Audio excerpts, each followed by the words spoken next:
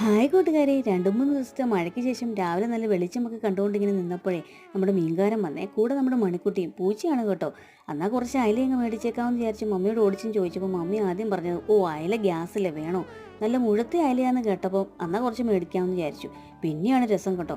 അയല കട്ട് ചെയ്തുകൊണ്ടിരുന്ന സമയത്ത് ഗ്യാസാണെന്ന് പറഞ്ഞ ആൾ തന്നെ അയലത്തല കളയണ്ട ഞാൻ കഴിച്ചോളാമെന്ന്. പിന്നെ ഒരു പഴഞ്ചൊല്ലും, അയലത്തല അളിയന് പോലും കൊടുക്കരുതെന്ന്. എനിക്കതിൻ്റെ അർത്ഥമൊന്നും മനസ്സിലായില്ല കേട്ടോ. ഏതായാലും മമ്മി തന്നെ മുൻകൈ എടുത്ത് കോട്ടൺ സ്റ്റൈലിൽ നല്ലൊരു മീൻകറി വെച്ചു.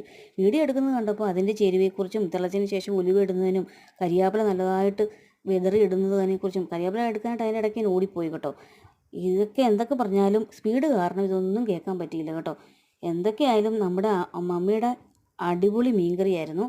അമ്മമാരുടെ മീൻകറി എന്ന് പറഞ്ഞാൽ എന്ത് കറിയാണെങ്കിലും അത് സ്പെഷ്യൽ കറി തന്നെയായിരിക്കും.